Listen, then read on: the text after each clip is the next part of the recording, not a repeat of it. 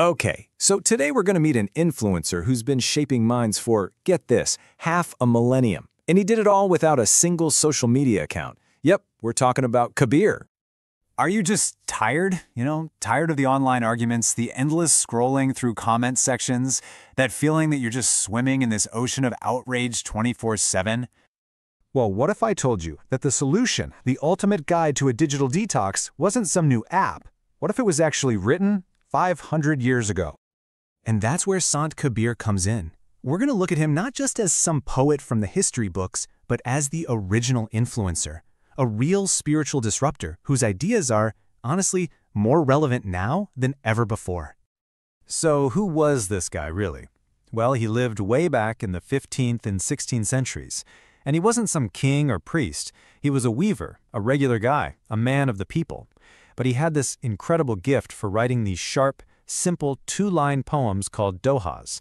And with them, he basically took on the entire religious establishment, calling out hypocrisy left and right, a total reformer.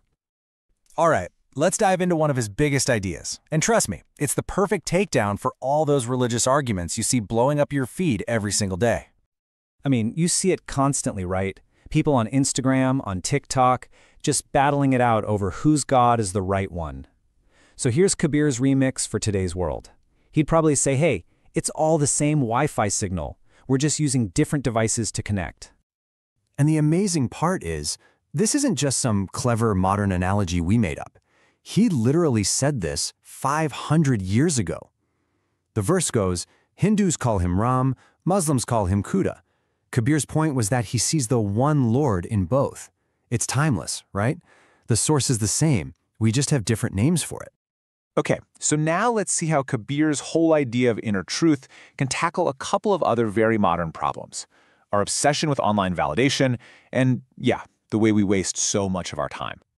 You've definitely seen this. People making reels in temples, going live from a mosque, basically turning spirituality into a performance for likes. Kabir's take on this? It's pure genius.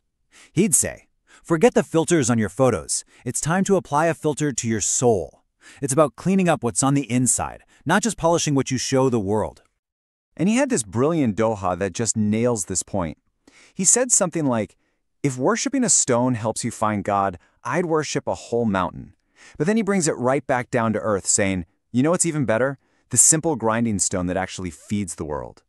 His point is that real spirituality is about doing good, about compassionate action, not just empty rituals for show. And then there's the whole issue of time, right? We're all guilty of it, mindlessly scrolling through reels, telling ourselves, oh, I'll get to that important thing tomorrow. We binge-watch entire seasons on Netflix, getting invested in fictional lives, while our own life season is, well, it's quietly ticking away. So think about it like this. Your life is like a phone battery. It started at a full 100%, and every single moment you waste, it just ticks down 90%, 50%, 15%. The real question is, are you going to stop scrolling long enough to find the charger, purpose, meaningful action, before you hit zero? This brings us to what is maybe his most famous doha of all. It's basically the original anti-procrastination manifesto. What you plan to do tomorrow, do it today. And what you plan to do today, do it now. And that last line is a real gut punch. The moment will be lost, so when will you ever act? It's just such a powerful, urgent call to actually live right now. So, if we're all connected to the same divine source, and our time here is super limited, what's the answer? What are we supposed to do? For Kabir, the answer was simple, but incredibly profound. Connect through love. He saw it as the ultimate, unbreakable network. But, okay, who do we learn this from? I mean, today you can go on YouTube and find thousands of gurus selling you a course on how to be happy. Kabir drew a really sharp line here. He contrasted the broker guru, the one who just wants a transaction, with the true guru. The first one asks for your likes and your money. The second one, they ask for your heart, for your commitment to purity. And that's what leads to this idea of love as the ultimate, unlimited network. It's got infinite bandwidth and it connects every single one of us. Think about it. Every time you leave a hate comment or block someone in anger or unfollow, you're not just cutting them off. You're actually creating a dead spot in your own connection to that universal source.